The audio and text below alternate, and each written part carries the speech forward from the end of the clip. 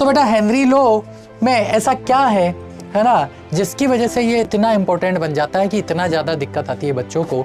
और बेटा जब इस केज पे क्वेश्चन आते हैं ना, तो यहीं पर वो घुमा देता है। हेनरीज लॉ में डिफरेंट कॉन्सेंट्रेशन टर्म्स को मिक्स कर देगा, कभी मोलरिटी ले आएगा, कभी मोलरिटी ले आएगा, कभी 1/, कॉन्सेंट्रेशन टर्म ले आएगा। तो ऐसे डिफरेंट वो वेरिएशंस यहाँ पर यूज करता है। प्रेशर जब हम बढ़ाते हैं तो इक्विलिब्रियम या रिएक्शन उस डायरेक्शन में मूव करता है जिधर मूव करने पर नंबर ऑफ गैसेस मोल कम हो रहे होते हैं। ये हमारा कंटेनर है, जिस रेट से गैस वाटर में लिक्विड में डिजोल्व होगी उसी रेट से वो वापस से क्या होगी, एस्केप आउट होगी। आप जब भी ऐसे चीजें आए ना, उस पे है ना क्वेश्चन करना सीखो, है ना, उस पे क्यों लेना सीखो कि सर ऐसा क्यों हो रहा है। जब आप अपने आप से खुद ऐसा क्वेश्चन करोगे क्यों हो रहा है, तो आप उसके एक्चुअल रीजन तक जा पाओगे। हेलो बच्चों, क्या हाल चाल, कैसे आप सभी। तो आज का अपना पेन किलर का जो ये लेक्चर है, ये सॉल्यूशन चैप्टर के ऊपर ही है। सॉल्यूशन चैप्टर का ये सेकेंड लेक्चर है, जिसमें आपका हम वो टॉपिक कवर करने जा रहे हैं जो कि बहुत ही ज्यादा पेन आप लोगों को देता है, और उसे हम बोलते हैं हेनरीज लॉ। तो बेटा हेनरी लॉ में ऐसा क्या है ना, जिसकी वजह से ये इतना इंपॉर्टेंट बन जाता है कि इतना ज्यादा दिक्कत आती है बच्चों को। तो सबसे इंपॉर्टेंट इसमें जो आता है ना हेनरीज लॉ में, वो आता है कि यहाँ पर एक कांस्टेंट आता है, उसे हम बोलते हैं KH। और बेटा जब इस KH पे क्वेश्चन आते हैं ना, तो यहीं पर वो घुमा देता है। कहाँ कहाँ पर वो यहाँ पर घुमाता है, तो बेटा वो KH की यूनिट्स में गड़बड़ कर देता है। अब आप बोलोगे सर यूनिट्स में कैसे गड़बड़ करता है, तो वो मैं भी आपको एक्सप्लेन करूंगा। ठीक है, वो KH को सॉल्युबिलिटी से रिलेट कर देता है। अब सॉल्युबिलिटी से कैसे रिलेट करेगा वो भी हम देखेंगे। ठीक है, मतलब वो KH को किससे रिलेट कर रहा है, सॉल्युबिलिटी से रिलेट कर रहा है।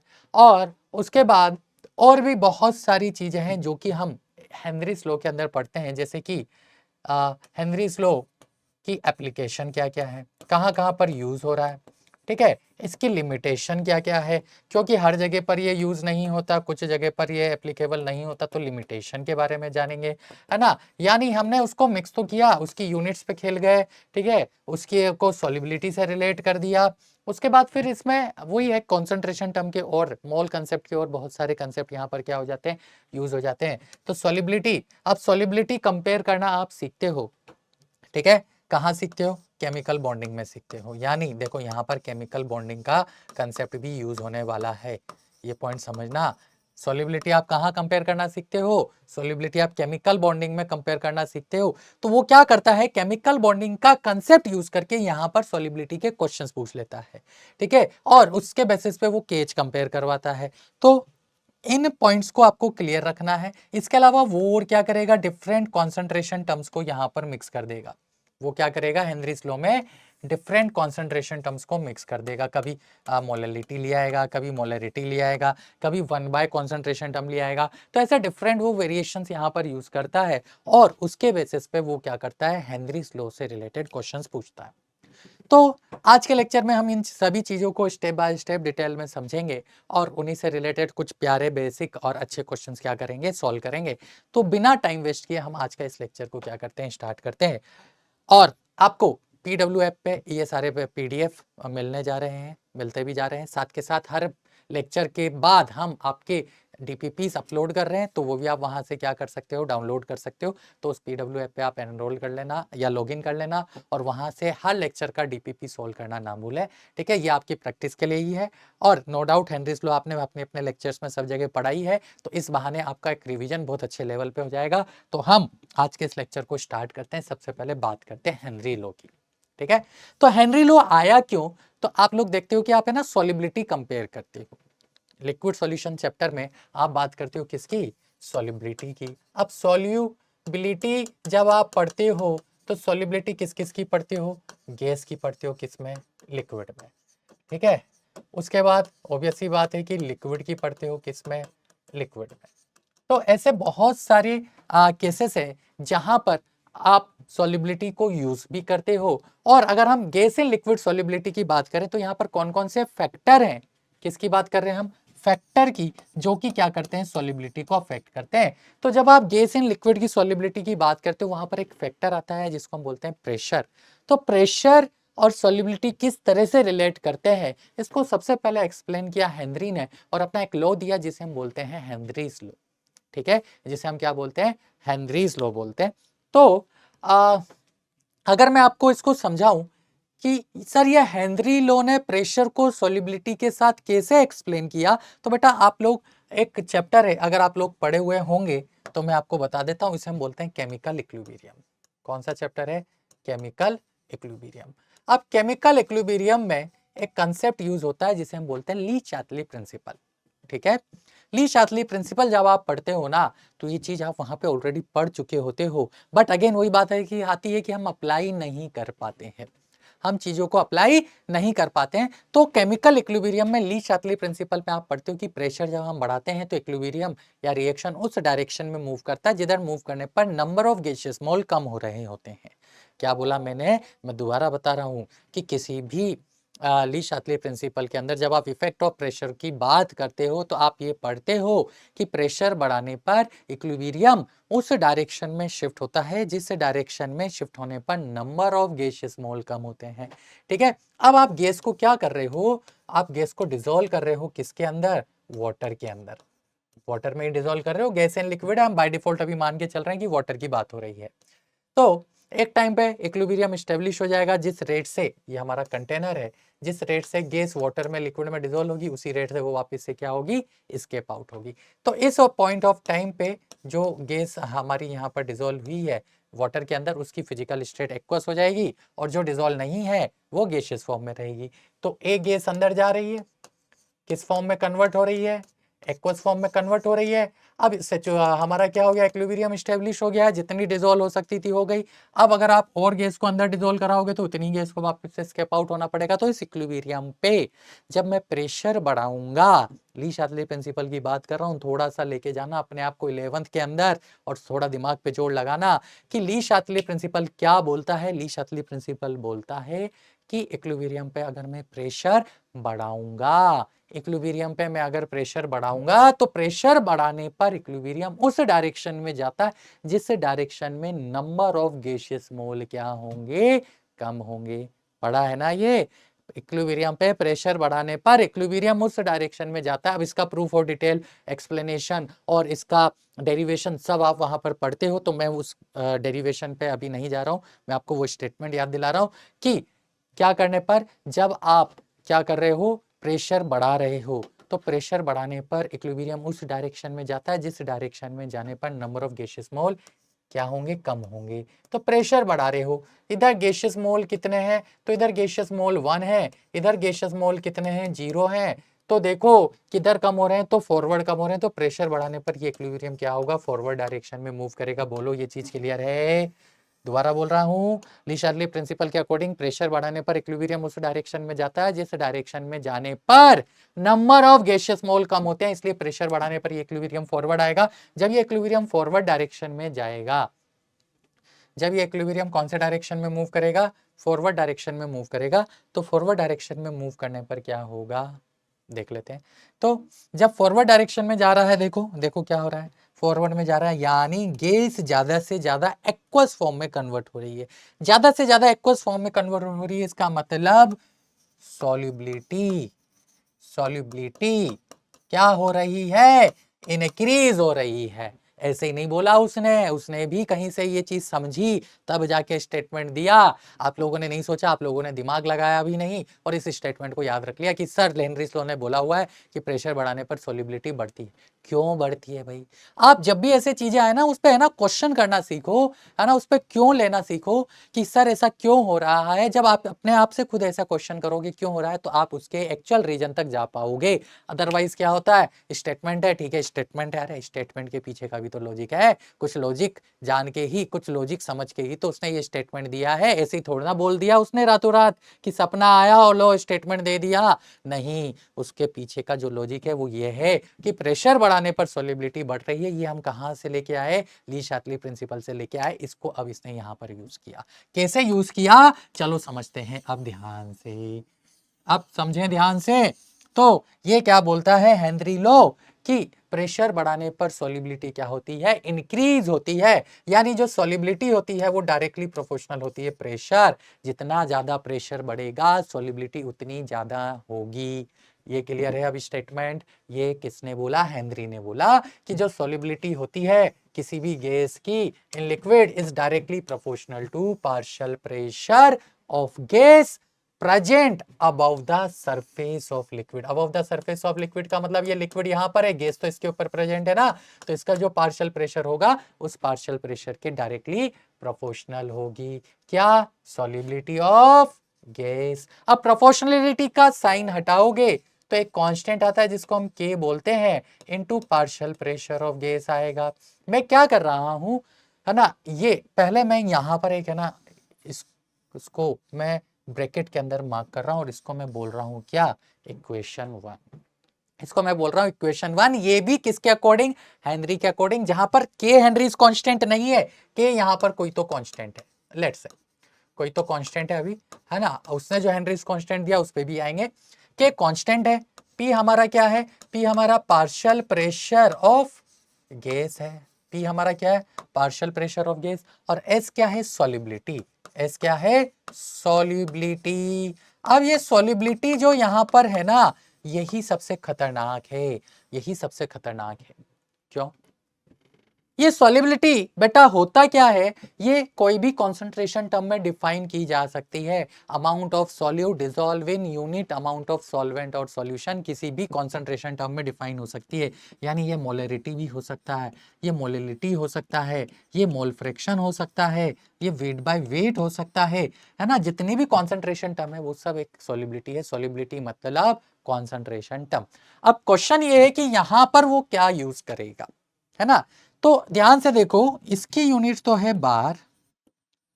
अगर वो इसको मोल फ्रैक्शन लेता है, केस 1 समझना ध्यान से, अगर इसको वो मोल फ्रैक्शन लेता है तो के की यूनिट क्या हो जाएगी, मोल फ्रैक्शन की कोई यूनिट नहीं होती, अरे होती है क्या, नहीं, तो 1 बार। देखो रखो यहाँ पे 1 बार इंटू बार, बार से बार कैंसिल आउट हुआ, रख रहा हूं मैं 1 बार, और प्रेशर की यूनिट बार, तो बार से बार क्या हो गया, कैंसिल आउट, तो कोई यूनिट नहीं है, मोल फ्रैक्शन यूनिट लेस होता है, ये आप सभी जानते हो। लेकिन अगर वो इसको मोललिटी यू बोलता है, वो इसको क्या बोलता है, मोलालिटी। अब मोललिटी की यूनिट क्या होती है, तो मोललिटी की यूनिट होती है मोल पर केजी, होती है कि नहीं होती। तो अब क्या करें, तो बेटा इसको मैं ना इधर लिख देता हूं, इसको मैं यहां लिख देता हूं, केस टू में उसने क्या किया, सॉल्युबिलिटी इक्वल टू मोललिटी मान लिया। अगर सॉल्युबिलिटी इक्वल टू मोललिटी मान रहा है तो ध्यान से देखो क्या होगा, यूनिट हमारे पास क्या हो जाएगी, सॉल्युबिलिटी की, जो मोललिटी की होगी मोल पर केजी। अब मोल पर केजी यहां पर है तो मैं देखो ऐसे यूनिट निकाल रहा हूं के की, तो मोल पर केजी, क्यों मैं यूनिट पे फोकस कर रहा हूं बेटा, ये यूनिट के चक्कर में ही तो ये क्वेश्चन जो हेनरी स्लॉट टॉपिक है बहुत टफ हो जाता है और आपके आते हुए क्वेश्चन गलत हो जाते हैं, यहीं पर आप मात खाते हो। This is the pain point, जहां आपको चीजें नहीं समझ में आती है तो इस पर थोड़ा फोकस करो। मोल पर केजी हो गया, मोल पर केजी इक्वल टू आपको, अब देखो ये सॉल्युबिलिटी है, मोल पर केजी है, ठीक है, मोल पर केजी आपने यहां पर लिख ही दिया। अब के की यूनिट मुझे नहीं पता, लेट से है ना, यह पार्शियल प्रेशर है तो प्रेशर की यूनिट में ले लेता हूं बार, तो के की यूनिट क्या हो जाएगी, तो के की यूनिट उस समय पर हो जाएगी मोल पर केजी ओवर बार। बोलो क्लियर है, ठीक है। तो एक चीज बहुत ही ध्यान से समझना कि के की यूनिट जो है ना वो यहां पर सॉल्युबिलिटी पे डिपेंड कर रही है कि सॉल्युबिलिटी आप किस यूनिट में ले रहे हो, क्योंकि सॉल्युबिलिटी यहां पर किसको रिप्रेजेंट करता है, वो कॉन्सेंट्रेशन टर्म को रिप्रेजेंट करता है। तो अब वापस से आते हैं हम हमारे ट्रिक पे, क्योंकि हम थोड़ा सा डाइवर्ट हो रहे थे कि हेनरी लॉ क्या बोलता है। तो हेनरी लॉ तो इतना ही बोलता है कि जो सॉल्युबिलिटी है वो पार्शियल प्रेशर ऑफ गैस के डायरेक्टली प्रोपोर्शनल होती है, और प्रोपोर्शनलिटी का साइन हटाओगे तो एक कांस्टेंट आएगा। यानी यहां से मुझे क्या समझ में आया कि solubility equal to 1/k into partial pressure of gas हो गया, ठीक है, sorry, solubility equal to k into partial pressure of gas हो गया। मैं क्या कर रहा हूं, मैं k को लेके इधर जा रहा हूं, तो यहां से देखो क्या हो रहा है, partial pressure of gas equal to k upon में लेके गया, जब k अपॉन में लेके गया तो ये क्या हो गया, 1/k इंटू सॉल्युबिलिटी हुआ। अब ये जो इक्वेशन आई ना, इसमें 1/k भी तो एक कांस्टेंट है, तो इसको क्या बोला गया, इस 1/k को यहाँ पर KH बोला गया। KH यहाँ पर किसके इक्वल है, तो बेटा KH की वैल्यू यहाँ पर 1/k के इक्वल है, ठीक है। तो KH इज योर 1/k।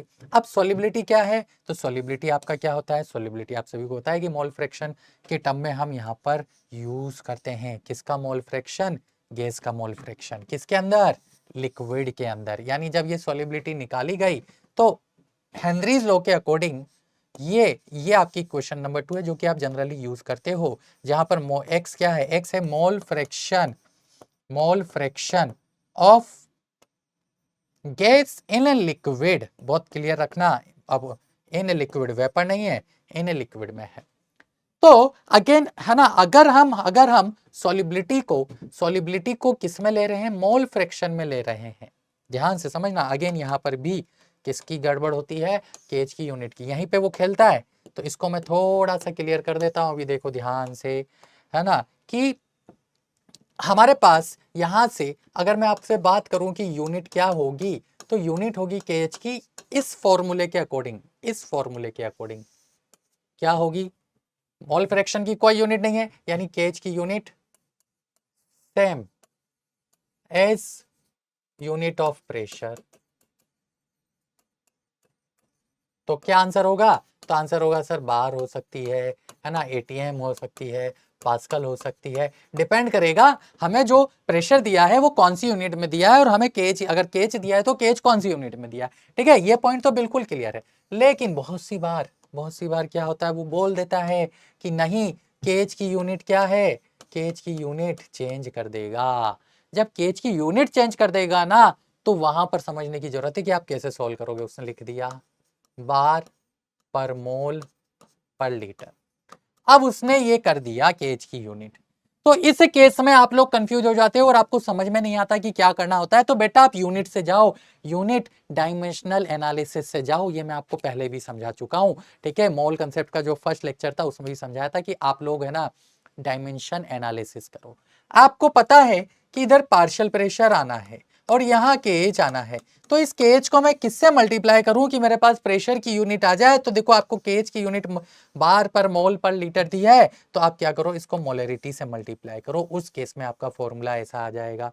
ठीक है, देखो मोलरिटी से मल्टीप्लाई करो, मैं करके बता देता हूं आपको कि क्या किया है मैंने। तो केज की यूनिट क्या है, केज की यूनिट मेरे पास बार अपॉन मोल पर लीटर है। ठीक है, इनटू मोलरिटी से मल्टीप्लाई करो तो मोल पर लीटर होगा। ठीक है, तो देखो ये मोल पर लीटर से मोल पर लीटर कैंसिल आउट हो गया, हुआ कि नहीं हुआ। तो ये मेरा केस 2 हो गया, ये मेरा केस 2 हो गया, है ना। ऐसे ही ये मेरा केस 1 हो गया। केस 3 में लेट से उसने फिर यूनिट चेंज कर दी। अब उसने बोली केस 3 में कि नहीं, केस 3 में मेरे पास केएच की जो यूनिट है वो है मोल पर केजी पर बार। अब ये दे दिया कि हेनरीज लॉ कांस्टेंट इस यूनिट में दिया है। अब बताओ फॉर्मूला कैसे यूज करेंगे, तो देखो मुझे तो ये समझ में आ रहा है कि मुझे बस बार चाहिए, मैं नहीं जानता बाकी चीज। मुझे पता है कि प्रेशर इक्वल आना चाहिए, प्रेशर की यूनिट आनी चाहिए बार, यानी इधर मुझे बार चाहिए, इधर मेरे पास मोल, इधर मेरे पास क्या हो, किस किस को मैं, अच्छा एक है ना केच लूंगा और एक मैं कॉन्सेंट्रेशन की टर्म लूंगा, इन दोनों को ही यूज करना है। तो मेरे पास क्या आना चाहिए, बार आना चाहिए। तो मैं क्या कर रहा हूं, देखो यहां पर मैं कॉन्सेंट्रेशन ले रहा हूं मोललिटी, मैंने कॉन्सेंट्रेशन ली मोललिटी, और यहाँ पे मैं 1/kh कर रहा हूँ। अब आप बोलोगे सर ये क्यों किया आपने, ध्यान से देखो डायमेंशनल एनालिसिस कैसे, कि मोल पर केजी पर बार, ये मेरे पास क्या है, केज की यूनिट है का इनवर्स 1 होगा। ठीक है, इनटू मेरे पास मोलिलिटी की यूनिट क्या है, मोल पर केजी है कि नहीं है। तो ये हो गया ए, अब ये 1 डिवाइडेड बाय मोल पर बार, तो ये बार उठ के कहाँ जाएगा, ये बार उठ के तो ऊपर जाएगा, और मोल पर केजी से मोल पर केजी क्या हो गया, कैंसिल आउट हो गया। तो जब ऐसा यूनिट आपको दे दिया जाए मोल पर केजी पर बार, तो आपको फिर इस फॉर्म में यूज करना है। तो ये आपको सोचना पड़ेगा, ये क्वेश्चन नहीं बोलेगा आपको, ये आपको सोचना पड़ेगा, दिमाग पे जोर डालना पड़ेगा। क्वेश्चन टफ होते नहीं है, आप लोग टफ बनाते हो क्वेश्चंस को। क्यों बनाते हो, क्योंकि आप यूनिट को ध्यान से नहीं पढ़ते हो। जब आप क्वेश्चंस को ध्यान से पढ़ने लग जाओगे ना, चाहे नीट हो, चाहे जेई हो, चाहे ओलंपियाड हो, कोई भी एग्जाम हो भाई, आप अगर क्वेश्चन को ध्यान से पढ़ने लग जाओगे तो क्वेश्चन में कुछ नया नहीं होता है, जो आप सीखते हो क्लास में वही आपको उस वहां पे अप्लाई करना होता है। लेकिन माथ कहाँ खाते हो, वो थोड़ा सा ट्रिकी कर देता है और बोलते हो सर पेपर टफ है। अरे कहाँ पेपर टफ है भाई, आपको तो पढ़ाया गया है लेकिन आप यूज नहीं कर पा रहे हो, आप उसको अप्लाई नहीं कर पा रहे हो। आपको 2 + 2 4 होता है ये सिखा दिया और आपसे पूछा है बताओ, है ना, 100 + 100 कितना हुआ सर, 2 + 2 4 ही तो पढ़ा है हमने, आप तो 100 + 100 पढ़ा पूछ रहे हो, कैसे करेंगे? तो बेटा वही क्वेश्चन होते हैं, वही क्वेश्चंस आपसे जो कंसेप्ट आपको सिखा दिए गए ना, उसी की एप्लीकेशन पे क्वेश्चन पूछते हैं और थोड़ा सा घुमा देते हैं बस, और आप उसमें घूम जाते हैं और बोलते हो सर पेपर टफ है। पेपर टफ नहीं आता है, आप चीजों को रट रहे हो, ये चीज आप पहले समझें कि चीजों को रटना नहीं है, चीजों को समझना है, थोड़ा सा रुकना है, ध्यान से क्वेश्चन पढ़ना है और अपना दिमाग यूज करना है और फिर सोल्व करना है, क्वेश्चन बन जाते हैं। ठीक है, क्वेश्चन आराम से बन जाते हैं। तो ये रहा हमारा केस 3। तो उसके अकॉर्डिंग अब देखो हमारा फॉर्मूला हो जाएगा molality divided by KH equal to P हो जाएगा। तो ऐसे वो डिफरेंट फॉर्म में और भी बहुत सारे डिफरेंट फॉर्म में यहाँ पर क्या कर सकता है, KH की यूनिट को चेंज करके क्वेश्चन पूछ सकता है। ठीक, तो अल्टीमेटली हमें याद क्या रखना है, हमें तो हेनरी लॉ की यही इक्वेशन याद रखनी है। हम तो यही जानते हैं कि हेनरी लॉ यही होता है कि partial pressure equal to KH into mole fraction of gas. But अगर क्वेश्चन में उसने KH की यूनिट चेंज कर दी ना, तो हमें इस तरह से उसको यूज करते हुए सोल्व करना होगा। ये आप थोड़ा सा लिख लें, समझ लें, याद कर ले मैं नहीं बोलूंगा, समझ ले मैं बोलूंगा। ठीक है, तो समझ ले, और समझने के बाद हम आगे बढ़ते हैं। तो हमने क्या देखा, हमने पढ़ा कि जो पार्शियल प्रेशर होता है किसी भी गैस का, वो किसके इक्वल है, वो KH into mole fraction of gas के इक्वल होता है। ठीक है, ये हम ले आए थे। तो यहीं से हेनरीज लॉ का स्टेटमेंट क्या होता है, हेनरी लॉ का स्टेटमेंट बनता है कि the partial pressure of gas in vapour phase is proportional to the mole fraction of gas in the solution. Proportionality का मतलब समझ में आता है ना, partial pressure of gas is proportional to the mole fraction of gas in किसमें, solution phase. Proportionality हटाओगे तो यहाँ पर KH, इस KH को हम क्या बोलते हैं, हेनरीज कांस्टेंट बोलते हैं। इस KH को हम क्या बोलते हैं, हेनरी कांस्टेंट बोलते हैं। और ये KH है ना आपका दो parameter, nature of gas and दूसरा पैरामीटर है टेम्परेचर, इन दोनों पे डिपेंड करता है। कैसे करता है ये इसी लेक्चर में मैं आगे बढ़ा बताऊंगा आपको कुछ क्वेश्चन सोल्व कराने के बाद। लेकिन ये याद रखना कि यहाँ पर जो KH है वो नेचर ऑफ गैस पे डिपेंड करेगा और दूसरा किस पे डिपेंड करेगा, टेम्परेचर पे डिपेंड करेगा। कैसे करेगा इसको हम समझेंगे कि टेम्परेचर बढ़ाने से कैसे KH बढ़ रहा है ना, या नेचर ऑफ गैस चेंज करने से कैसे KH चेंज हो रहा है, इसको भी हम आगे की स्लाइड्स में समझने वाले हैं। तो ये हमारा हेनरीज लॉ था। बढ़ते हैं हम हमारे आज की इस लेक्चर के पहले क्वेश्चंस की तरफ। अब देखो ये क्वेश्चन आपको दिख रहा है, पहला ही क्वेश्चन ग्राफ सर। ठीक है भाई, ग्राफ आपको आते हैं। अब ग्राफ आपको आते हैं तो ये तो समझ में आ रहा है कि उसने जो क्वेश्चन बोल रहा है वो हेनरी लॉ पे बोला हुआ है। ठीक है, लेकिन हम तो ये जानते थे अभी तक कि सर हेनरी लॉ तो ये बोलता है आज की क्लास से पहले कि partial pressure of gas equal to KH in mole fraction of gas होगा, और यहाँ पर कहीं भी मोल फ्रैक्शन तो दिख ही नहीं रहा है ना। अगर मैं इसको सही मानूं और मुझे log थोड़ा सा आता है, मैं दोनों तरफ log लूं, तो log partial pressure equal to log KH into mole fraction of gas है। ठीक है, A into b, log A into b क्या होता है, log A, और log के A बेस 10 कर देते हैं KH plus log base 10 mole fraction of gas होगा। होगा कि नहीं होगा? तो यहाँ से log बेस 10 P की वैल्यू, हमें तो P तो कौन सी एक्सेस पे चाहिए, Y एक्सेस पे, तो P को इधर ले जाना पड़ेगा, log X को इधर लाना पड़ेगा। चलो ले आते हैं। तो log base 10 X equal to क्या आएगा, ये तो log base 10 KH minus log P आएगा। और अगर इस इक्वेशन को मैं करेक्ट भी मानूं तो Y equal to C minus mx की इक्वेशन है, और मान लो अगर उसको देखूं भी तो आप क्या करोगे, आप C मार्क करके आओगे, जो कि गलत आंसर है। क्यों? क्योंकि आपने तो हेनरी लॉ यही पढ़ा है, हेनरी लॉ ये पढ़ा है तो इसके अकॉर्डिंग आपने लिख दिया है ना, P gas equal to KH into mole fraction of gas है, और P log P equal to log KH into mole fraction of gas है। ओपन कर दिया log की प्रॉपर्टी से, और इसको इधर ले आया और इसको इधर लाया, Y equal to C minus mx की इक्वेशन बनाई, और आप ये टिक करके आओगे। जैसे ही ये टिक करके आओगे आपका -5 हो जाएगा। अब ये -5 क्यों? अरे 4 मार्क्स जो आते थे वो तो गए, साथ में -1 और हो गया, 5 मार्क्स आप पीछे हो गए। ठीक है, जो भी आपका टॉपर था उससे, तो 5 मार्क्स बहुत होते हैं, ये नीट में आपको पीछे नहीं बहुत पीछे ले जाते हैं, इसलिए ये आंसर गलत है। अब आप बोलोगे सर इसमें क्या गलती है, सही तो क्या, आपने भी तो यही किया। अरे देख तो लो क्वेश्चन में, यहां पर y एक्सेस पे क्या है, स्मॉल m किसका सिंबल होता है, स्मॉल m सिंबल होता है मोलैलिटी का, स्मॉल m सिंबल होता है मोलैलिटी का। ठीक है, यानी हमें मोलैलिटी के टर्म में बात करनी है, हमें किसके टर्म में बात करनी है, मोलैलिटी के टर्म में। हम अगर इस तरह से कर रहे हैं ना तो ये सॉल्यूशन गलत है। ऐसे लिखना और ऐसे बड़ा सा कट लगाना, क्या गलती है सॉल्यूशन में, अब समझाता हूं। ठीक है, पहले तो ये समझ में आया कि गलती क्या कर रहे थे, गलती थी क्यों, क्योंकि हम तो मोल फ्रैक्शन के टर्म से जा रहे थे। अब मैंने आपको बिल्कुल स्टार्टिंग में बोला था कि हेनरीज लॉ का एक्चुअल स्टेटमेंट क्या है। हेनरी लॉ का एक्चुअल स्टेटमेंट है solubility is proportional to partial pressure. इसको मॉडिफाई करके फिर ये लाते हैं हम और इसको याद रखते हैं और इसको पढ़ते हैं। ठीक है, बट स्टार्ट कहां से होता है, स्टार्ट यहां से होता है। अब आप बोलोगे सर ये तो कंफ्यूजन हो गया कि हम इसको यूज करें या उस वाले को यूज करें। अरे आपको वहां क्वेश्चन क्या दे रहा है उसके अकॉर्डिंग आपको चीजें यूज करनी होती है। क्वेश्चन ने मोलैलिटी दी हुई है और वो भी कौन से एक्सेस पे दी हुई है, वाई एक्सेस पे दी हुई है, तो यहां से जाओ। तो मैंने क्या बोला था, सॉल्युबिलिटी आप मोल फ्रैक्शन ले सकते हो, सॉल्युबिलिटी आप मोलैलिटी ले सकते हो, उसके अकॉर्डिंग आपका फॉर्मूला चेंज नहीं होगा, के की यूनिट चेंज होगी। के तो कांस्टेंट है ना, और ये के तो हेनरी लॉ वाला कांस्टेंट भी नहीं है, बट स्टेटमेंट तो हेनरी लॉ का ही है। कहां से आया था ये भी मैंने बताया था, ली शास्त्री प्रिंसिपल से यूज किया इसने ये स्टेटमेंट। ये ली शास्त्री प्रिंसिपल का कंसेप्ट है, इसको इसने यूज किया और फिर अपने तरीके से मॉडिफाई किया, अपने तरीके से मॉडिफाई किया और ये स्टेटमेंट दिया। ठीक है, तो ये हेनरीज लॉ के अकॉर्डिंग स्टेटमेंट आ रहा है जो कि मॉडिफाइड वर्जन है किसका, ली शास्त्री प्रिंसिपल का। तो अब हमें तो मोलैलिटी वाले केस में जाना है, तो हमें पता है कि मोलैलिटी इक्वल टू क्या होता है, के इनटू पार्शियल प्रेशर ले लो अब log m, तो log m इक्वल टू क्या हो जाएगा, log k plus log p।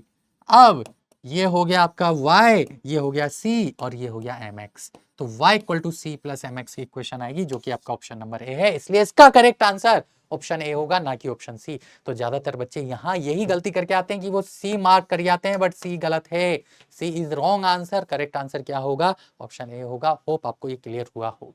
ठीक है, चलो एक है ना प्यारा सा क्वेश्चन है जो कि आया था जेई मेंस में, मैंने आपके लिए ऑप्शन कर दिया है क्योंकि नीट में आपके क्या होता है कि ऑप्शन पूछे जाते हैं, तो मैंने उसको ऑप्शनल बना दिया है। यहाँ पर देखो जेई मेंस में पूछा जाता है नियरेस्ट इंटीजर में, कोई दिक्कत नहीं है, आप ऑप्शन के अकॉर्डिंग अपना आंसर दो और सोल्व करो। क्वेश्चन बहुत ही सिंपल है, कर लेते हैं, फॉर्मूला बेस है।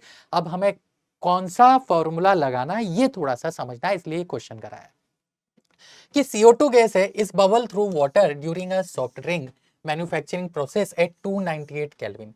If CO2 exert a partial pressure, अब देखो पार्शियल प्रेशर डाटा दिया, लिख दो पार्शियल प्रेशर कितना है 0.835 बार। यूनिट लिखना ना भूले क्योंकि मैं फिर बोल रहा हूं यूनिट में ही गलतियां होती है। यहां पर पार्शियल प्रेशर है 0.835 बार। ठीक है भाई, उसने बोला है एक्स एम मोल। अब बहुत से बच्चे यहां भी गलती करते हैं, सर ये एम मोल का मतलब क्या है, तो बेटा ये मिली मोल है।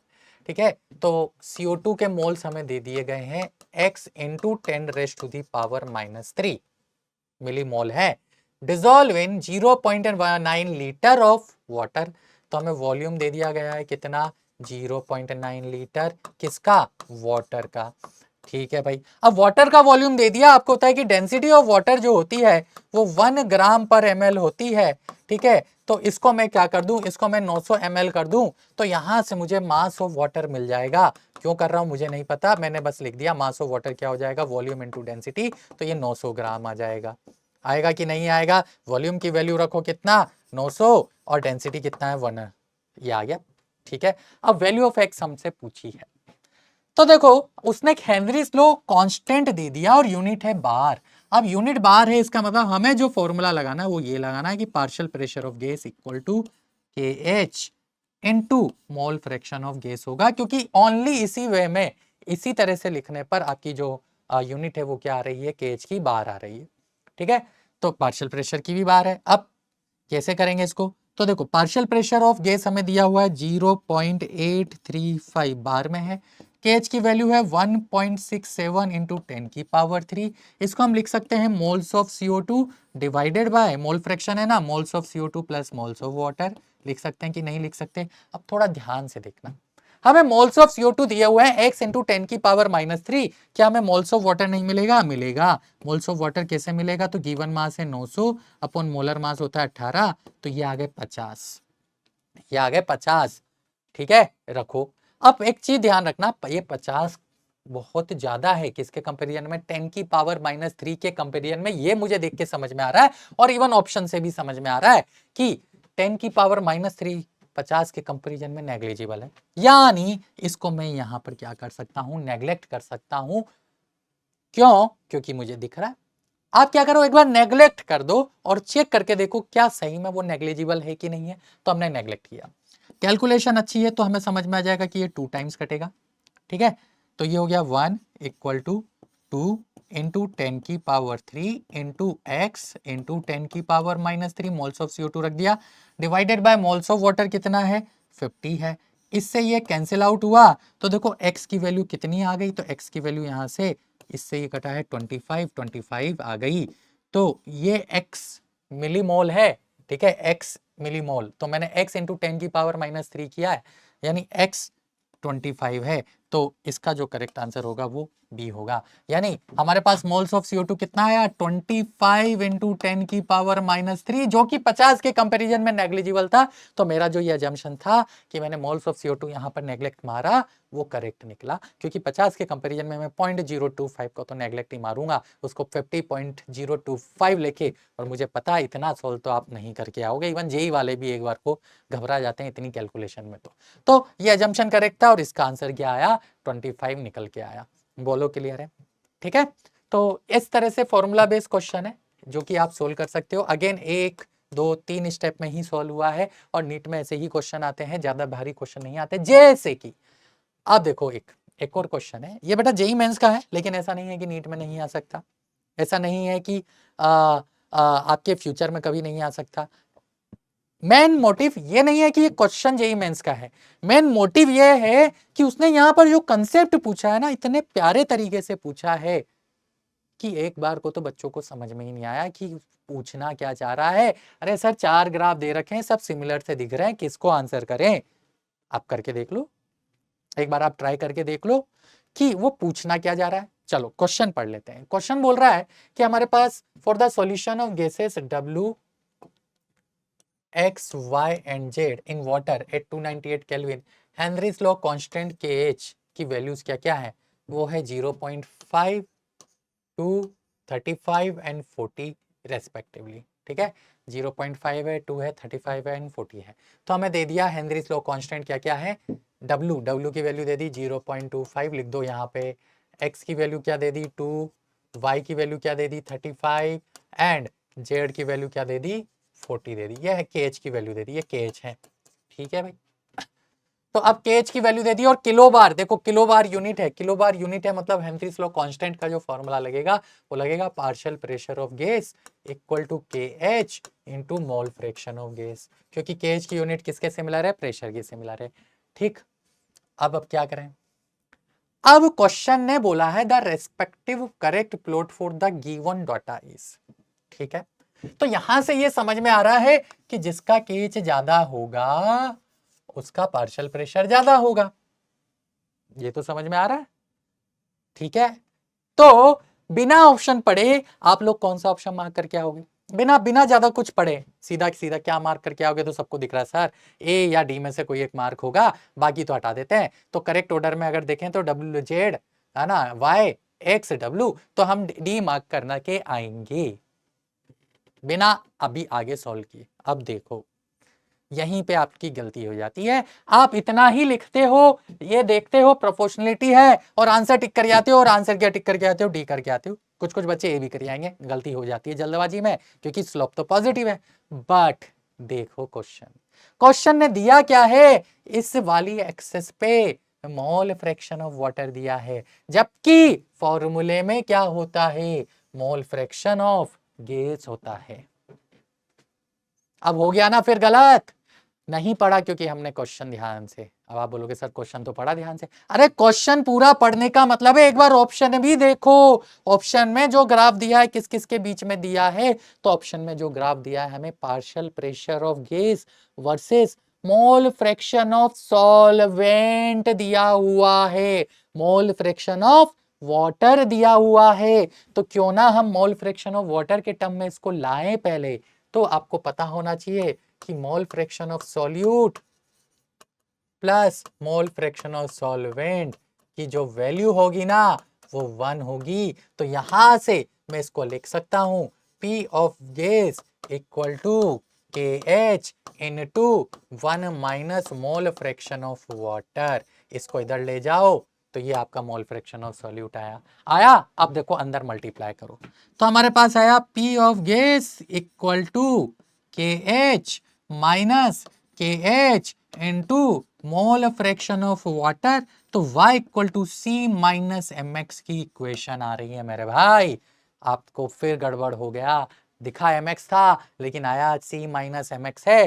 तो अब B और C में से करेक्ट आंसर होगा कोई ना कोई, यानी जो दिखता है वो होता नहीं है। ये तो आपको सब समझ में आने लग गई और इस वजह से पेपर टफ हो जाते हैं। जब नीट पूछेगा ना तो क्या ये क्वेश्चन टफ है, आप बोलोगे अरे सर बहुत टफ पेपर है। अरे नहीं है टफ, आपने नहीं पढ़ा ध्यान से क्वेश्चन को।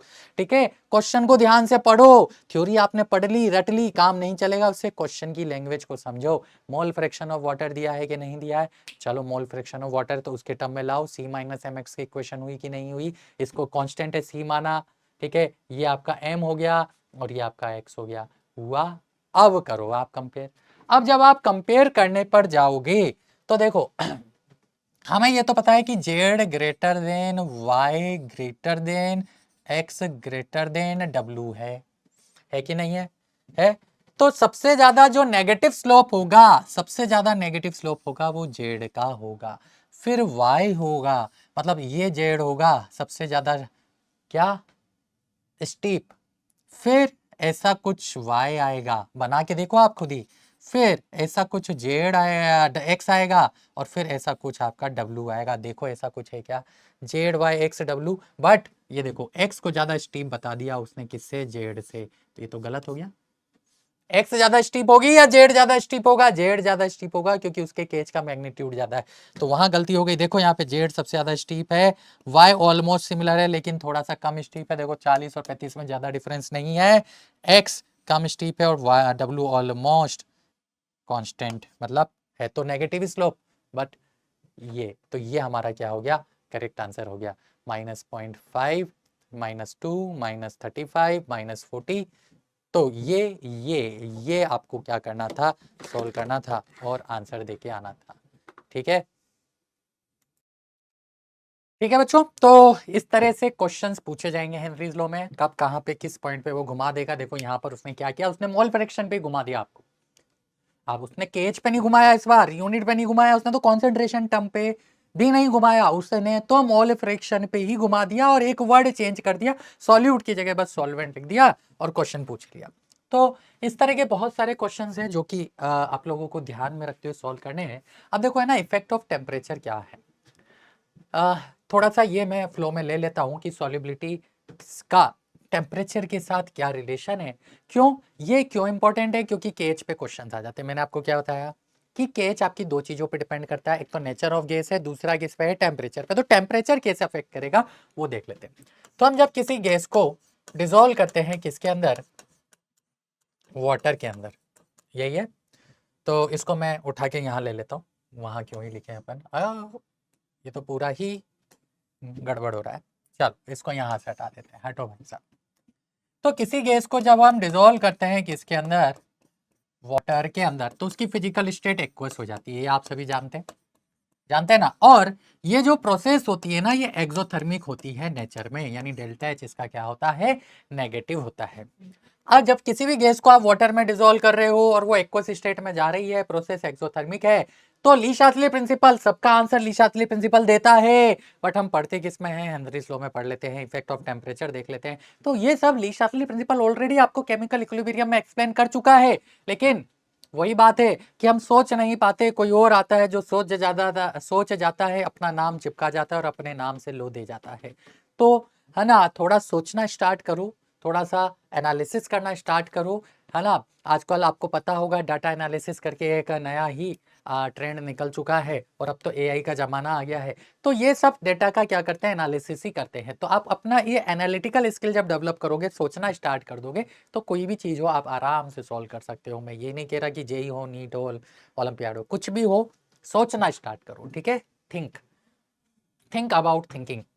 तो सबसे पहले इफेक्ट ऑफ टेम्परेचर, तो वाटर में जब हम डिसॉल्व कर रहे हैं तो प्रोसेस कैसी, एक्सोथर्मिक। अब ली शास्त्री प्रिंसिपल क्या बोलता है कि एक्सोथर्मिक रिएक्शन में जब टेम्परेचर बढ़ाएंगे तो इक्विलिब्रियम या रिएक्शन बैकवर्ड डायरेक्शन में जाएगा। अब बैकवर्ड में जाएगा तो एक्वस से किस में कन्वर्जन होगा, गैसियस में होगा। यानी ये कंटेनर था, ये एक्वस है, एक्वस से वो किस में जा रहा है, एक्वस से वो गैसियस में जा रहा है। एक्वस से किस में जा रहा है, गैसियस में जा रहा है। ठीक है भाई, जब एक्वस से गैसियस में जा रहा है तो अब क्या करें,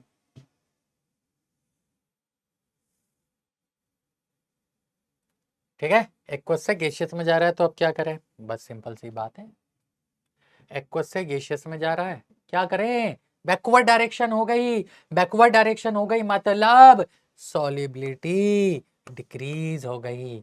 यानी गैस जब डिसॉल्व हो रही है किसमें, किसी एक्वस सॉल्यूशन मतलब वाटर के अंदर, तो टेम्परेचर बढ़ाने पर सॉल्युबिलिटी डिक्रीज हो रही है। ये आपको समझ में आया। तो solubility of gas in liquid decreases with rise in temperature.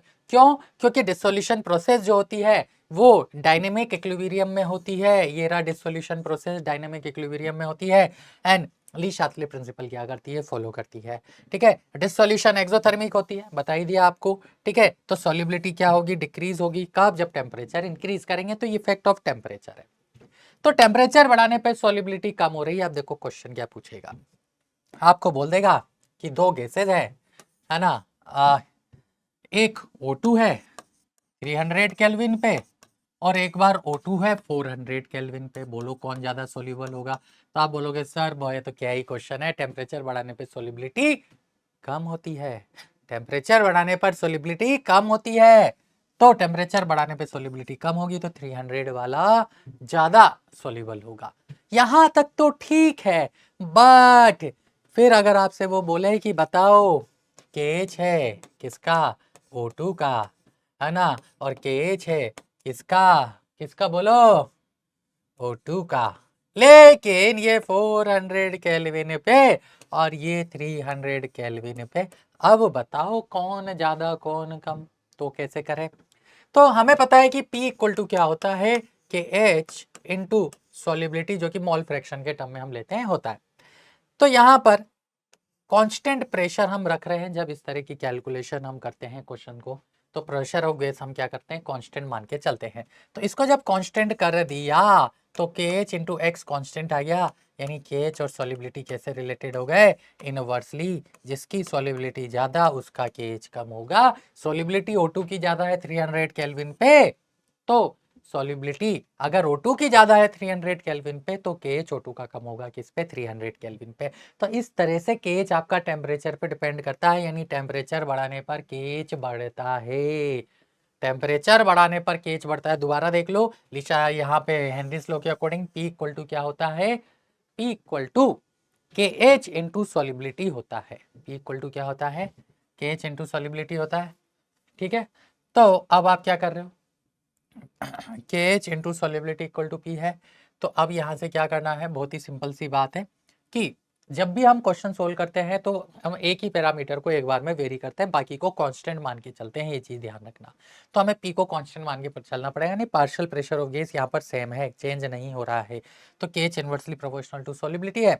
Temperature बढ़ाने पे सॉल्युबिलिटी क्या हो रही है, टेम्परेचर बढ़ाने पे सॉल्युबिलिटी अगर कम होती है और टेम्परेचर कम कर रहे हैं, टेम्परेचर कम कर रहे हैं तो सॉल्युबिलिटी बढ़ेगी, टेम्परेचर कम होगा तो सॉल्युबिलिटी बढ़ेगी। टेम्परेचर कम है, सॉल्युबिलिटी ज्यादा है, सॉल्युबिलिटी ज्यादा है तो KH कम होगा, KH कम होगा।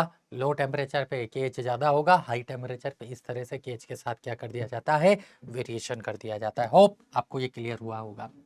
अब बात आती है कि इसकी एप्लीकेशन क्या है। तो बेटा जो हेनरीज लॉ है ना, इस हर जगह एप्लीकेबल नहीं होता, लिमिटेशन है।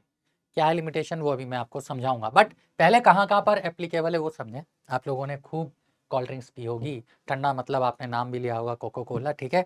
तो यहीं से वो कंसेप्ट निकला है कि आपने जब भी कोई कोल्ड ड्रिंक का ढक्कन कभी ओपन किया है तो एकदम से आपको है ना एक साउंड सुनाई देता है, यानी विस्पर सा साउंड सुनाई देता है। आपको ऐसा लगता है कि कुछ अंदर से गैसेस है ना बाहर निकल रही है। क्यों, क्योंकि जो कार्बोनेटेड ड्रिंक्स होते हैं ना उनमें CO2 प्रेजेंट होती है किस पे, हाई प्रेशर पे। अब हाई प्रेशर पे अगर CO2 प्रेजेंट है तो उससे फर्क क्या पड़ेगा, तो आपको पता है solubility directly proportional to pressure है।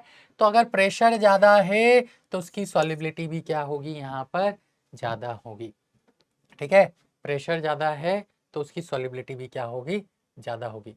तो सॉल्युबिलिटी, प्रेशर बढ़ाने पे सॉल्युबिलिटी क्या होती है, इंक्रीज होती है। तो कार्बोनेटेड ड्रिंक में आप हाई प्रेशर पे CO2 क्या होती है, या सॉफ्ट ड्रिंक में है ना हाई प्रेशर पे CO2 को फिल किया जाता है, क्योंकि उससे उसकी सॉल्युबिलिटी बढ़ जाती है ना। इसलिए जो बोतल्स है उनको sealed under high pressure, seal tight container के अंदर रखा जाता है, उसका जो कैप है वो टाइटली क्लोज रहता है, ठीक है। हाई प्रेशर पे वहाँ पे गैसेस क्या होती है, डिजोल्व होती है लिक्विड के अंदर। इस वजह से जैसे ही आप ओपन करते हो तो आपको क्या होता है, एक साउंड सुनाई देता है। और आप लॉन्ग टाइम बाद रख दो फिर तो ऐसा लगेगा कि हम शुगर पानी या शुगर वाटर पी रहे हैं, ठीक है ना, शुगर सॉल्यूशन पी रहे हैं, अगर हमने लॉन्ग टाइम तक उसको ओपन रख के छोड़ दिया तो। सबसे इंपॉर्टेंट दूसरी एप्लीकेशन होती है स्कूबा डाइवर्स के साथ। आप लोगों ने अगर कभी स्कूबा डाइविंग की हो, जैसे कि एक बार मैंने की थी, ठीक है, तो वो मैं नॉर्मल क्लास में वो किस्सा शेयर करता हूँ, यहाँ नहीं। तो अभी यहाँ तो हम सीधा एप्लीकेशन पे आते हैं कि क्या हुआ था क्या नहीं हुआ था, वो बात की बात है। तो स्कूबा डाइविंग जब आप करते हो तो आपको पता है ना, मान लेते हैं ये हमारा सी है और यहाँ से आपको स्कूबा डाइविंग करनी है, और ये अंदर कोई अंदर कोई लेट्स से यहाँ पर इस पॉइंट पर आपको जाना है।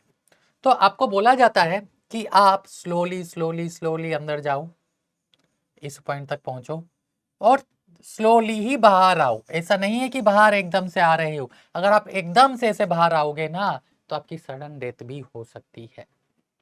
ये स्कूबा डाइवर्स को समझाया जाता है और अवॉइड किया जाता है, उनको बोला जाता है, मना किया जाता है कि नहीं ऐसे सडनली बाहर नहीं आना होता है, स्लोली ही जाना होता है और स्लोली ही आना होता है।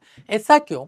क्योंकि जब आप एक हाइट से नीचे जा रहे हो किसके अंदर, लिक्विड के अंदर, तो आपको पता है कि लिक्विड आपके ऊपर प्रेशर एक्सर्ट करता है, यानी नीचे जाने पर प्रेशर बढ़ रहा है। प्रेशर बढ़ेगा तो जो गैसेस सॉल्युबल हो रही हैं उनकी सॉल्युबिलिटी भी आपके ब्लड में क्या होगी, इंक्रीज होगी। अगर सॉल्युबिलिटी ब्लड में इंक्रीज हो रही है तो बॉटम पे जब आप जाओगे वहां पर गैसेस बहुत ज्यादा सॉल्युबल हो जाएगी, वहां पर गैसेस क्या हो जाएंगी, बहुत ज्यादा सॉल्युबल हो जाएगी। इसके ऊपर ओलंपियाड में एक बहुत प्यारा क्वेश्चन आया था जो कि आज के लेक्चर में मैं आपके साथ एंड में डिस्कस जरूर करूंगा, ठीक है, तो एंड तक बने रहना। इसी कंसेप्ट के ऊपर बहुत प्यारा क्वेश्चन आया था, ठीक है, ये जो कंसेप्ट मैं आपको समझा रहा हूं। तो जब आप नीचे जाओगे तो क्या होगा, सॉल्युबिलिटी एकदम से बहुत ज्यादा हो जाएगी आपकी किसके अंदर, बॉडी के अंदर। जब सॉल्युबिलिटी बढ़ गई तो अगर आप सडनली ऊपर आ रहे हो तो सडनली ऊपर आती क्या होगा, प्रेशर रिलीज होगा। इस पॉइंट पे आती प्रेशर क्या हो जाएगा, एकदम से बहुत कम हो जाएगा। जैसे ही प्रेशर कम हुआ सॉल्युबिलिटी कम हो गई, सॉल्युबिलिटी कम होगी तो गैसेस एकदम से स्केप आउट होगी, तो ब्लड में जहां जहां से गैसेस निकलेगी वहां वहां पर क्या हो जाएगा, एक ना चकते पड़ जाएंगे, होल्स हो जाएंगे, उस डिजीज को हम बोलते हैं बैंड्स बन जाएंगे, ठीक है। और इस बैंड्स फॉर्मेशन के कारण sudden on the spot death भी हो सकती है। इस वजह से स्कूबा डाइवर्स को ये बोला जाता है कि आपको जब ऊपर आना है एकदम से ऊपर ना है, आप स्लोली ऊपर आए, ठीक है। तो इसको और अच्छे से समझा देता हूं, जो लिखा है ये कंसेप्ट ही है जो लैंग्वेज में लिख के लाए कि स्कूबा डाइवर्स को क्या होता है, with high concentration of dissolve gases हो जाती है while breathing air at high pressure under water. आपने देखा होगा पीछे वो जब ट्रेवल करते हैं तो उनके यहाँ पर एक ऑक्सीजन सिलेंडर बना हुआ होता है ना, ठीक है, ये ऑक्सीजन सिलेंडर बना हुआ होता है। तो ये जो ऑक्सीजन सिलेंडर होता है तो यहाँ पर क्या होता है कि इस पॉइंट ऑफ टाइम पर जब आप अंडर वाटर जा रहे हो तो एयर क्या करोगे, इनहेल करोगे, एयर इनहेल करोगे तो बॉडी में क्या हो जाएगी, गैसेस की कॉन्सेंट्रेशन इंक्रीज हो जाएगी। क्यों? क्योंकि प्रेशर क्या हो रहा है, इंक्रीज हो रहा है, सोलिबिलिटी भी क्या होगी, ब्लड में इंक्रीज हो जाएगी, ठीक है। अब जैसे ही आप सरफेस पे आ रहे हो तो प्रेशर क्या हो रहा है, डिक्रीज हो रहा है, ठीक है, ये आपको पता ही है। तो इससे क्या होगा, जो गैसेस डिसॉल्व हुई थी ना वो एकदम से क्या हो जाएगी, रिलीज हो जाएगी, और क्या बन जाएगा, फॉर्मेशन ऑफ बबल्स हो जाएगा of nitrogen in the blood. इससे क्या होगा, आपकी कैपिलरीज ब्लॉक हो जाती। अब बायो वाले हैं, आप ज़्यादा अच्छे से समझ सकते हैं कि जब बबल्स बनेगा और स्केप आउट होगी तो एकदम से कैपिलरीज क्या हो गई, ब्लॉक हो गई, और क्रिएट अ मेडिकल कंडीशन जिसको बोला जाता है बैंड, ठीक है। तो आप लोग मेरे से ज़्यादा अच्छा ये जानते हो कि बैंड होता क्या है, ठीक है, और which are painful and dangerous to life. अब देखो यहाँ तक सब ठीक है, यहाँ पे न्यूमेरिकल बनता है जो कि आज के लेक्चर के एंड में मैं डिस्कस भी करूंगा, और यहाँ पर आपके थ्योरेटिकल क्वेश्चंस बनते हैं। थ्योरेटिकल क्वेश्चन ये बोलता है कि जो हाई कॉन्सेंट्रेशन ये आपकी बॉडी में हो रही है ये किसके ज्यादा डिसॉल्व होने के कारण हो रही है। आपको ऑप्शन देगा कि option A O2, option B CO2, ठीक है, ऑप्शन डी या सी उसने दे दिया N2, ऑप्शन डी बोल दिया नन।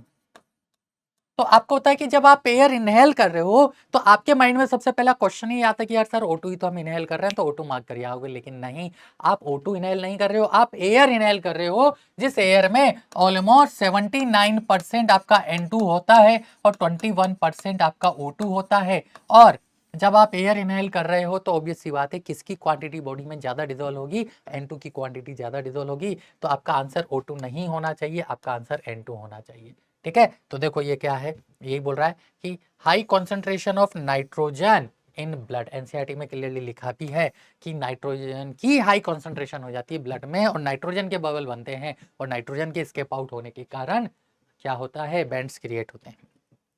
तो इस सिचुएशन को अवॉइड करने के लिए क्या किया जाता है, तो बेटा इस सिचुएशंस को अवॉइड करने के लिए जो आपके ऑक्सीजन सिलेंडर होते हैं ना उनको डाइल्यूट करते हैं, किसके साथ, हीलियम के साथ। तो बेटा ये परसेंटेज याद रखना क्योंकि नीट है कभी भी कुछ भी पूछ लेता है। हीलियम जो होता है हीलियम के साथ डाइल्यूट किया जाता है क्योंकि helium is the least soluble gas. फिर बोल रहा हूँ, helium is the least soluble gas, सबसे कम सॉल्युबिलिटी होती है पानी के अंदर, तो उसको एयर सिलेंडर को हीलियम के साथ डाइल्यूट करते हैं जिससे कि हीलियम उसमें 11.7% हो जाता है और 11.7% होने से जो आपकी नाइट्रोजन है वो 52.6% और ऑक्सीजन 32.1% हो जाती है। ठीक है, तो ये चीज थोड़ा सा ध्यान रखना, हीलियम के साथ हम क्या करते हैं, डाइल्यूट करते हैं।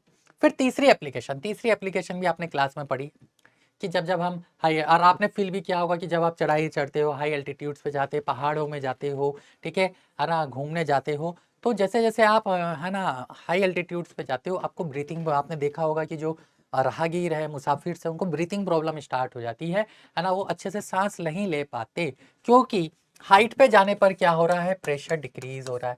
प्रेशर डिक्रीज हो रहा है तो सॉल्युबिलिटी डिक्रीज होगी, तो आपके ब्लड में ऑक्सीजन की क्वांटिटी क्या होती जाएगी, कम होती जाएगी। तो हाई एल्टीट्यूड पे क्या होता है, partial pressure of oxygen less हो जाता है ना, किससे, ग्राउंड लेवल से। पार्शियल प्रेशर कम होगा तो सॉल्युबिलिटी क्या हो जाएगी, कम हो जाएगी, लो कंसंट्रेशन हो जाएगी, किसमें, ब्लड में।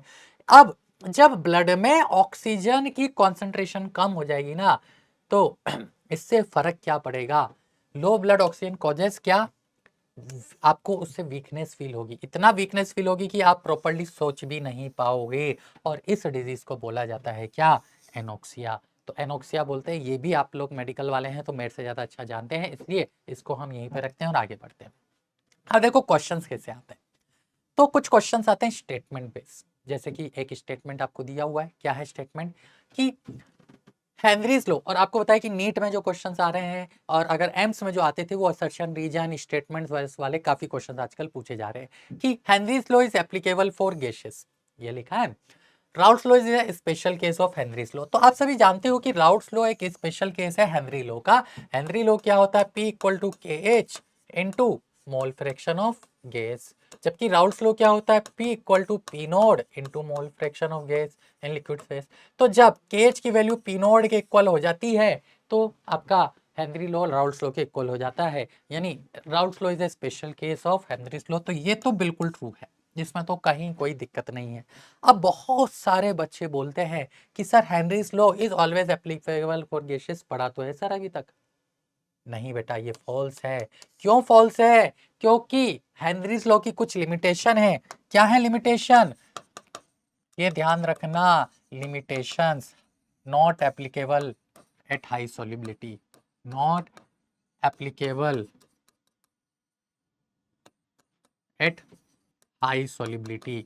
हाई सॉल्युबिलिटी पे इसका एक बहुत शानदार ग्राफ भी है जो कि हम जेई में पढ़ाते हैं, बट अभी अब हम उसको डिस्कस नहीं करेंगे कि not applicable at high solubility पर हेनरीज लॉ एप्लीकेबल नहीं होता। अब हाई सॉल्युबिलिटी कहाँ कहाँ पर होगी, तो जब लो टेम्परेचर होगा, आपको पता है कि टेम्परेचर बढ़ाने पर क्या होगा, सॉल्युबिलिटी कम होती है गैसेस की, तो टेम्परेचर कम करने पर सॉल्युबिलिटी बढ़ेगी, तो नॉट एप्लीकेबल का जब लो टेम्परेचर हो, नॉट एप्लीकेबल जब हाई प्रेशर हो, नॉट एप्लीकेबल जब क्या हो, हाई प्रेशर हो। ठीक है, कोई दिक्कत नहीं है। और कहाँ कहाँ पर एप्लीकेबल नहीं है। तो बहुत सारी ऐसी जगह हैं जहाँ जहाँ पर हेनरीज लॉ एप्लीकेबल नहीं होता।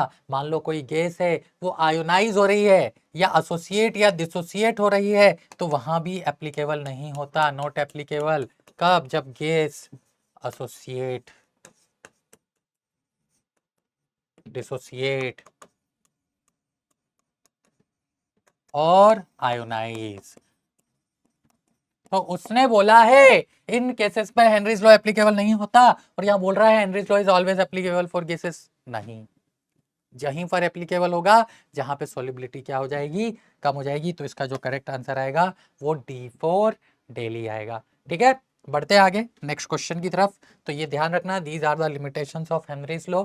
नेक्स्ट बोल रहा है द ओनली इनकरेक्ट, देखो ध्यान से सुन लेना, incorrect statement regarding Henry's law for gases dissolving in water. आपको इनकरेक्ट स्टेटमेंट बताना है। तो हमने लिमिटेशन अभी पढ़ ली है, उसका भी हमें ध्यान में रखना है। तो Henrys law is not applicable for HCl, बिल्कुल सही बात है, क्योंकि HCl आयोनाइज होती है H+Cl- में, तो इसके लिए हेनरीज लॉ एप्लीकेबल नहीं होगा। तो ये स्टेटमेंट तो करेक्ट हो गया, इनकरेक्ट पूछा है। The value of KH increases with increase in temperature. मैं अभी अभी आपको एक क्वेश्चन करवा चुका हूँ कि KH of O2 at 300 kelvin and KH of O2 at 400 kelvin. तो KH ऑफ O2 400 केल्विन पर ज्यादा आ रहा था, यानी टेम्परेचर बढ़ाने पर KH बढ़ रहा है। तो ये भी करेक्ट हो गया है, देखो मैंने अभी प्रीवियसली कराया है। ठीक है, Henrys law is applicable when the solubility of gas is very low. अभी लिमिटेशन में लिखाया है कि हेनरीज लॉ तभी एप्लीकेबल होता है जब सॉलिबिलिटी बहुत कम होती है। तो ये भी करेक्ट है। तो फिर बचा ये, बट पहले चेक तो कर ले कि क्या ये इनकरेक्ट होगा। तो देख लेते हैं, the value of KH is greater for O2 than H2। अब इसको सॉल्व कैसे करें? मान लो ट्रू और फॉल्स में आता कि किसका KH ज्यादा है, किसका KH ज्यादा है। तो ऑब्वियसली बात है, यहाँ पे थोड़ी सी केमिकल बॉन्डिंग की नॉलेज आपकी चेक होती है कि किसकी सॉलिबिलिटी ज्यादा है, आप वो कंपेयर कर लो, उसका इनवर्स आंसर आप KH करोगे। तो O2 का मोलर मास ज्यादा होता है, वंडरवाल फोर्स ऑफ अट्रैक्शन ज्यादा होता है, वंडरवाल फोर्स ऑफ अट्रैक्शन ज्यादा होगा तो सॉलिबिलिटी ज्यादा होगी। तो O2 की सॉलिबिलिटी ज्यादा होगी, इसलिए O2 का KH कम होगा, और किसका KH ज्यादा होगा, H2 का ज्यादा होगा। तो बोल रहा है कि KH of O2 greater than, नहीं बिल्कुल इनकरेक्ट है। तो हमारा जो आंसर आ जाएगा वो ऑप्शन नंबर A आ जाएगा। ठीक, यहां तक क्लियर है? ठीक है, बढ़ते हैं आगे। Next, which of the following, देखो ये जेईई मेंस में पूछा है, किस तरह से पूछा जाता है वो भी देख लो। Statement regarding Henry's law not correct, not correct, again incorrect है ना, नॉट करेक्ट।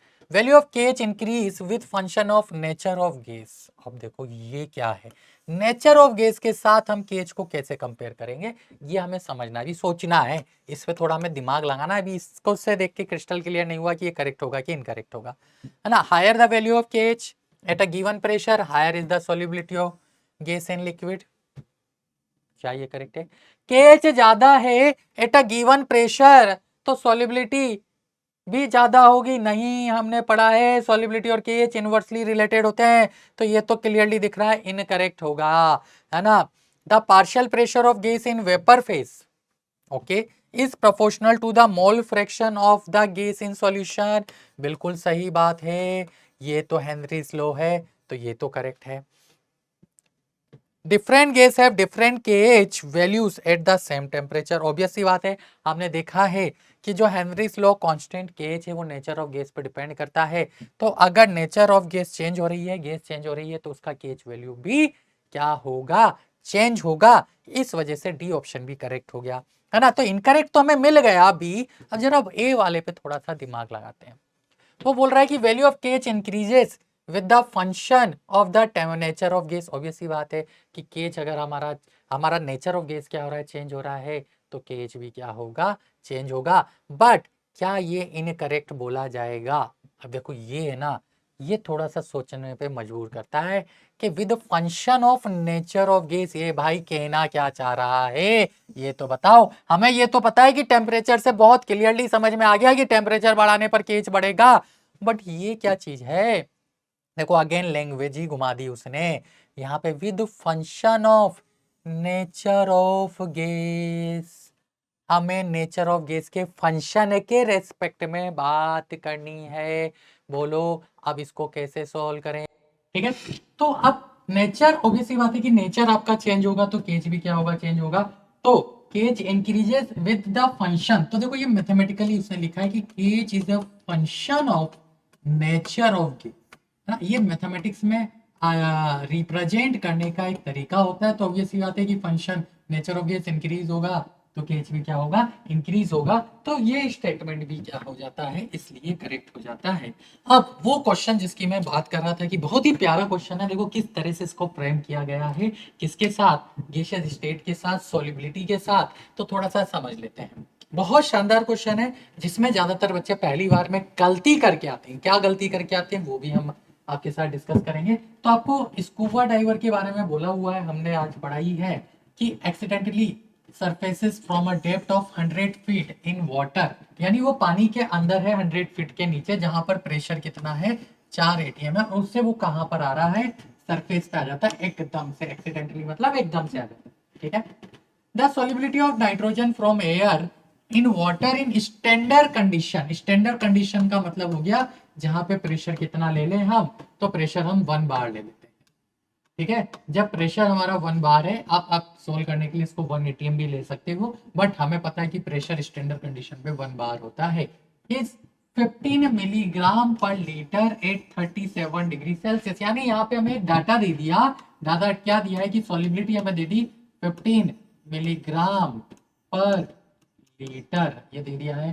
टेम्परेचर, टेम्परेचर की वैल्यू हमें दे दी गई है 310 केल्विन। ठीक है, और इसके अलावा प्रेशर, प्रेशर की वैल्यू क्या दे दी गई है, 1 बार, है ना। इस कंडीशन पे हमें ये डाटा, ठीक। The volume of N2 gas release into the blood stream of the diver from each litre of blood. अब ये क्या बोलना चाह रहा है वो समझ, है ना, क्योंकि लैंग्वेज आपको समझ में नहीं आई। देखो मैं लैंग्वेज को पहले समझाता हूँ, फिर मैं ब्रेक कर करके आपको इसको दोबारा से बताऊंगा कि यहाँ पे जहां पे प्रेशर 4 एटीएम था, वहां पे स्कूबा डाइवर अभी है। ठीक है, यहाँ पे पहुंच चुका है, स्विमिंग कर रहा है बढ़िया आराम से, और सडनली वो आ जाता है हमारी सरफेस पे, जहां पे प्रेशर हमारा कितना है 1 बार है। ठीक है, टेम्परेचर हमारा कितना है 310 केल्विन है। ठीक, और हमारे को यहाँ पर दिया हुआ है कि इस पॉइंट पर जहां ये कंडीशन है, वहां पर जो सोलिबिलिटी होती है वो 15 इंटू 10⁻³ ग्राम पर लीटर। तो ये क्वेश्चन बोल रहा है, और क्वेश्चन पूछ क्या रहा है, पूछ रहा है कि जब वो यहां से सरफेस तक जा रहा है तो इस दौरान वो कितनी नाइट्रोजन स्केप आउट करेगा। बोलो क्वेश्चन समझ में आया, है ना। अब दिखने में ये बहुत डरावना सा क्वेश्चन लग रहा है, बट क्वेश्चन डरावना है नहीं, बहुत ही सिंपल है। पहले ये कंसेप्ट समझ में आया कि जब वो यहां से यहां सरफेस पे आ रहा है कि इस प्रोसेस में वो कितना नाइट्रोजन क्या करेगा, एमिट करेगा। तो अब इसको कैसे सॉल्व करें, चलो ध्यान से देखना, ध्यान से देखना कैसे करें। हमें पता है कि प्रेशर क्या होता है। अब प्रेशर और सॉलिबिलिटी में कैसा रिलेशन होता है, डायरेक्ट। तो solubility is proportional to pressure होता है, S1/S2 equal to P1 upon P2 होता है। जब प्रेशर 1 बार है तो सॉलिबिलिटी 15 है। ठीक है, जब प्रेशर हमारे पास 4 होगा, बार और एटीएम हम ऑलमोस्ट सेम ही मान के चल रहे हैं। ठीक है, तो आप इसको 1 एटीएम ही ले लो थोड़ी देर के लिए, स्टैंडर्ड प्रेशर, क्योंकि आपको कैलकुलेशन उसी हिसाब से करनी है। तो हमें 1 एटीएम दे दिया, वैसे स्टैंडर्ड प्रेशर 1 बार होता है। तो बताओ सॉलिबिलिटी क्या होगी, यानी हमने 4 एटीएम के रेस्पेक्ट में पहले सॉलिबिलिटी निकाली हेनरीज लॉ यूज करके। तो यहां से S2 की वैल्यू कितनी आ गई 60 इंटू ये मिलीग्राम पर लीटर है, तो इसको ऐसे लिख दो मिलीग्राम पर लीटर। इतनी सॉलिबिलिटी आ गई 4 एटीएम के। अब ध्यान से समझो हुआ क्या है ना। ये तो इसमें कुछ खास है भी नहीं, ये तो 4 टाइम्स आप डायरेक्टली भी कर सकते हैं, 4 गुना हो जाएगी ना सॉलिबिलिटी। अब जब वो यहां से 4 से जा रहा है 1, तो चेंज इन प्रेशर कितना है, चेंज इन प्रेशर कितना होगा, तो चेंज इन प्रेशर होगा 3 एटीएम का। जब 3 एटीएम का होगा तो 4 पे सॉलिबिलिटी है 60 और 1 पे सॉलिबिलिटी है 15, तो कितना स्केप आउट होगा। यही गलती होती है बच्चों से, कि वो स्केप आउट लेना भूल जाते हैं, वो पूरा का पूरा 60 ले जाते हैं। तो स्केप आउट जो होगा वो कितना होगा, वो 45 होगा। ठीक है, तो कितना नाइट्रोजन स्केप आउट हुआ, तो नाइट्रोजन स्केप, दोबारा देखना, जब 4 एटम है, एटीएम प्रेशर है, तो सॉल्युबिलिटी कितनी है बेटा 60। जब 1 एटीएम प्रेशर है तो सॉल्युबिलिटी कितनी है 15। तो 4 एटीएम से जब वो 1 एटीएम पे पहुंचा तो कितनी नाइट्रोजन स्केप करी, तो आंसर क्या होगा सर, इन दोनों का डिफरेंस बोले तो स्केप नाइट्रोजन हो गई 45 मिलीग्राम क्या पर लीटर, जिसको मोल पर लीटर में कन्वर्ट करते हैं। तो 45 इंटू, पहले तो हम 10 की पावर -3 करेंगे। क्यों करेंगे, क्योंकि हमने इसको ग्राम में कन्वर्ट कर दिया 10 की पावर -3 करके। फिर मोलर मास 28 से डिवाइड करेंगे, तो ये मोलर मास से डिवाइड हो गया ताकि ये मोल बन जाए, और पर लीटर है तो ये हमारे पास मोल पर लीटर की वैल्यू आ गई। तो ये हमारी नाइट्रोजन जो स्केप आउट हो रही है वो मोल पर लीटर में आ चुकी है। पूछ रहा है वॉल्यूम, तो अब लगाओ PV equal to nRT. PV equal to क्या होता है, एनआरटी। देखो क्वेश्चन में हमें सारी इंफॉर्मेशन दी हुई है, प्रेशर 1 है, वॉल्यूम निकालना है, मोल जो स्केप आउट हो रहे हैं वो है 45 into 10⁻³ divided by 28 into R की वैल्यू क्या है 0.0821 इंटू टेम्परेचर कितना है, टेम्परेचर है 310। ठीक है, अब हमारी कैलकुलेशन है। तो बेटा जब इसको सोल्व करोगे ना तो ये वॉल्यूम देता है आपको 40.99 के आसपास। अच्छा, इंटू 10⁻³ इतना पार्ट जब आप सोल्व करोगे तो ये आएगा लीटर में, तो आप क्या बोलोगे, इज ऑलमोस्ट 41 मिलीलीटर, यानी इतना वॉल्यूम नाइट्रोजन का स्केप आउट होने वाला है इस प्रोसेस के दौरान। तो देखो क्वेश्चन दिखने में डेंजरस है ना, ये आप अगर सोल्व करोगे तो कुछ नहीं है दम, ये डायरेक्ट आपको पता है कि सॉल्युबिलिटी 4 टाइम्स हो जाएगी जब प्रेशर 4 टाइम्स है, तो क्योंकि डायरेक्ट प्रोपोर्शनल होता है। फिर दिक्कत बस यही आती है कि यहीं पे गड़बड़ कर जाती हूँ, 60 से जब 15 आएगा ना तो जो N2 स्केप करेगा वो कितनी करेगा, वो 45 करेगा। N2 स्केप कितनी करेगा, वो 45 ग्राम पर लीटर करेगा। क्यों, क्योंकि चेंज इन प्रेशर 3 एटीएम है, तो जितना चेंज इन प्रेशर होगा उसके रेस्पेक्ट में N2 स्केप आउट होगी। तो N2 स्केप हमें मिल गई, N2 स्केप जब मिल गई उसको हमने मोल पर लीटर में कन्वर्ट कर लिया। दिखने में ऐसा लग रहा है कि टफ है, टफ है नहीं, कैलकुलेशन है ना। तो कैलकुलेशन में हो सकता है आपको जब क्वेश्चन पूछे तो इस तरह का डाटा दे दें कि आपकी कैलकुलेशन और आसान हो जाए। तो यही कुछ चीजें हैं बेटा, यही कुछ कंसेप्ट है। इसके अलावा भी और बहुत सारी चीजें हैं जो कि हेनरीज लॉ में आपसे पूछ सकता है, बट ये कुछ चीजें हैं जिनको आपको जरूर ध्यान में रखनी है कि अगर नीट टफ हो जाए, नीट का पेपर बहुत हार्ड हो जाए, तो कैसे वो क्वेश्चंस बना बना के देगा, है ना। तो यही प्रैक्टिस आज की क्लास के लिए काफी था। तो मिलते हैं फिलहाल नेक्स्ट क्लास में, तब तक के लिए tata bye bye, take care, धन्यवाद, थैंक यू।